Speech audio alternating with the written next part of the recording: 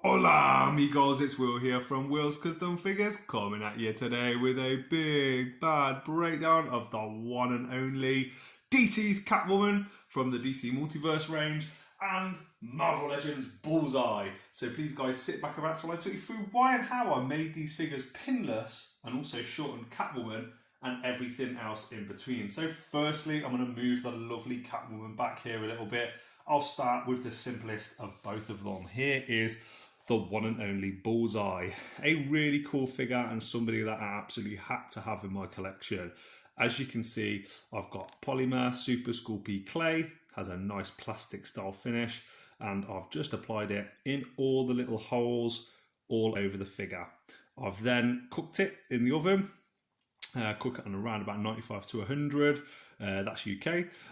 Don't know anyone setting fire to their figures. And obviously the figure isn't finished yet. I'm going to paint it while we're on this video together so you can see how he looks pinless. Now, there was also another little thing, a bit of controversy with this figure.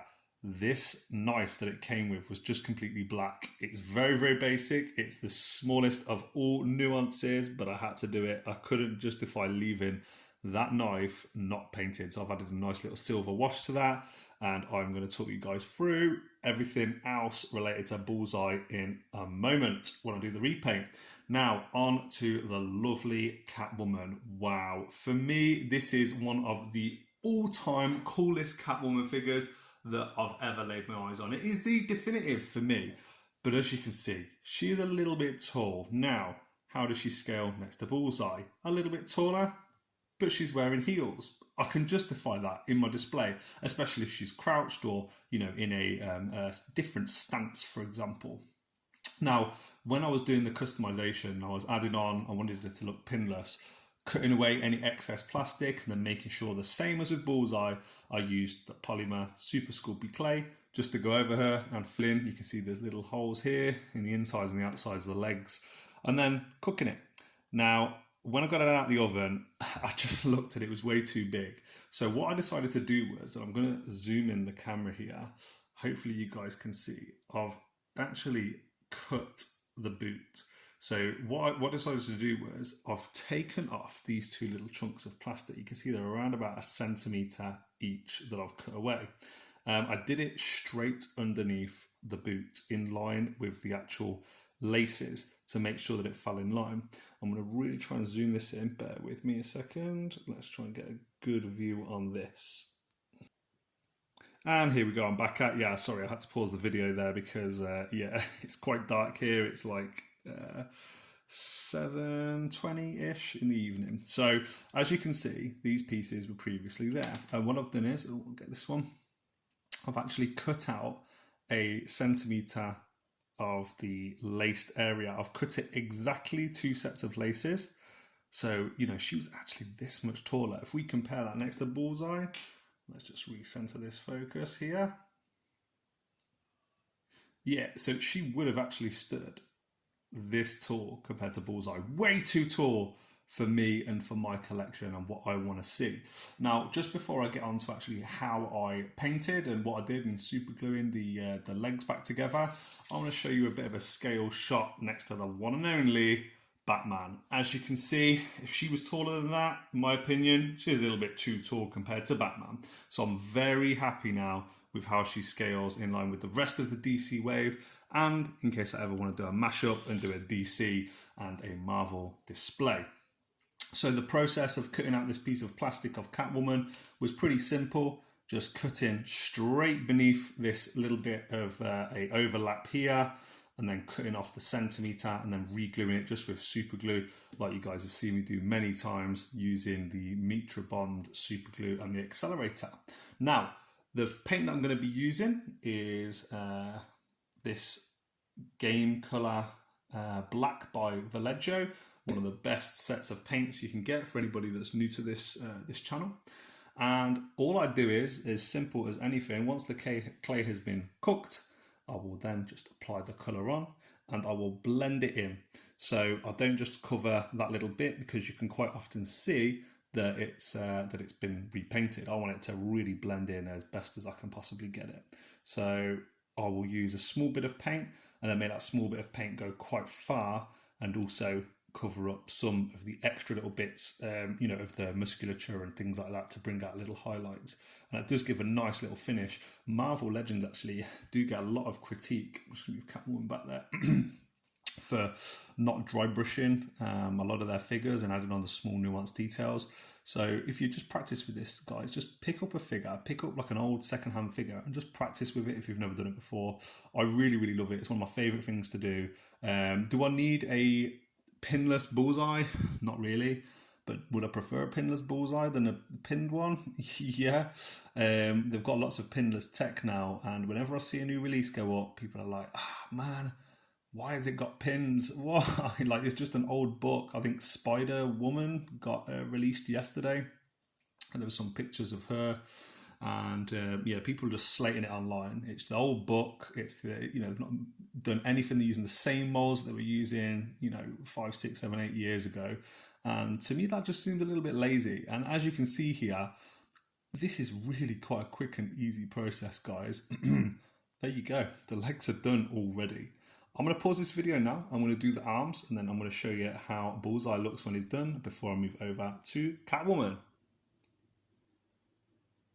Bam, and here we go, guys. Coming back at ya with a fully pinless Bullseye. Oh my God, look at that. He's got these gaping huge holes on his torso. Very happy with how that's turned out. Now, there were a few little things just while I was painting this that I picked up on. Not sure if you can see, but I've painted all around here. The paint doesn't actually go down underneath on the actual inside line of the mask. You can see there's lots of little bits here that aren't painted, and they're just bits, if you get them in different poses, that, you know, they don't look great. So you can also see the seam line down the side here. So just getting a really small bit of black paint and just dipping it in there, and then, as mentioned before, just trying to use a dry brush with the remaining paint that's on there over the rest of that seam, just to make sure that it is seamless. Now we've gone to all the trouble of doing the rest of it. You can see there's also another little seam on this side, and there's also little imperfections all over the figure. So by teaching yourself things like this, I originally did it with Mr. Sinister, got him for my Marvel collection, and was really, really gutted to see that his diamond on the center of his head was off and his teeth were off. So just repainted it, and you cannot tell at all now. I hope you like this. Always about to knock Catwoman over. Yes, so there we go. I'm very, very happy with how that's turned out. I'll probably add some dry brushing techniques in between the teeth just to bring up some of the detail there. And now we're on to DC's favourite good guy, bad guy, anti-hero, what do you call her? I don't know, but Catwoman, legendary character. Just going to remove the whip to make things a little bit easier. Here we go. So you can see this paint slightly darker, but what I'll do is I will again just blend that in using the remaining paint that's on there, just to get in all those little nooks and crannies.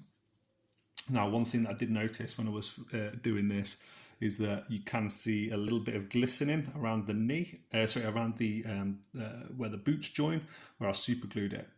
So I'm just going to use a little bit of black paint to go over those bits, and fingers crossed that I'll just take your eye off where the super glue is.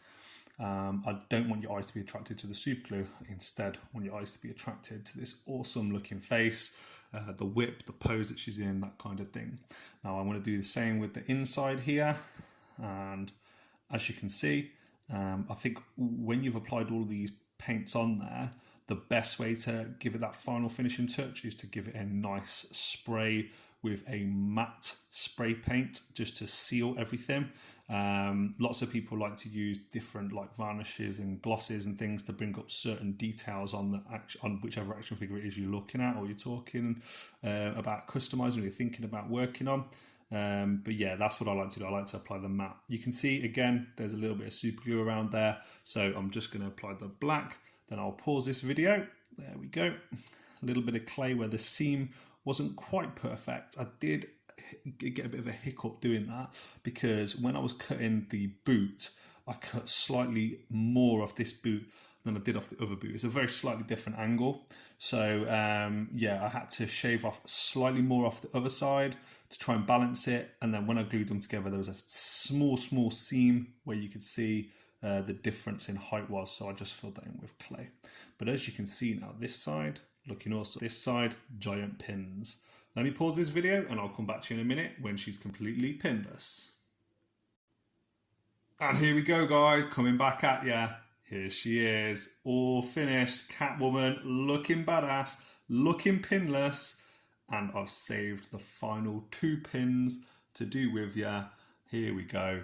Now, one of the techniques I wanted to just show here to anybody that wants to do this kind of thing, you can literally just get a little bit of liquid, and when you've got not much left on your brush, and as you can see, I always do this. I paint myself like all the time, going to work the next day with all paint marks all over myself. But by dipping your brush in water or in some kind of liquid and then reapplying it, and you can also rub it off as well a little bit if you've got excessive amounts on there.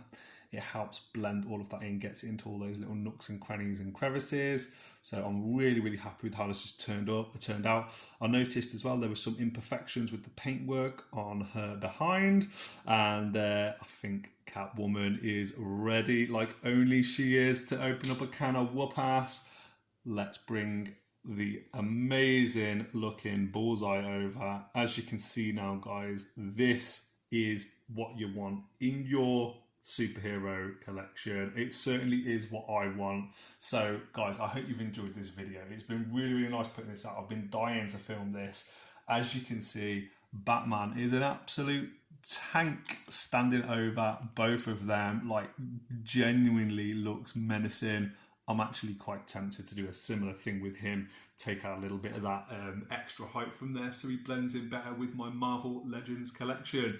Guys, if you've liked this video, if it's taught you anything at all, then please feel free to like, comment, subscribe. Let me know in the comment section below. Follow me on Facebook, follow me on Instagram. And from the smallest detail to the biggest one, a customizer is never truly finished with a project. When I was doing this, I've just noticed, I don't know if you can see it in this terrible lighting, Catwoman has little pins in the toes that I haven't touched. So I'm probably going to have to apply some clay on there and make sure that those pins are a thing of the past. I can't have them in my collection when I went through all this other pain and rigmarole to make this pinless, awesome looking Catwoman and this pinless, awesome looking Bullseye. So from myself, from the bad guys of DC and Marvel, and from Batman himself, I'll see you guys in the next one. Adios.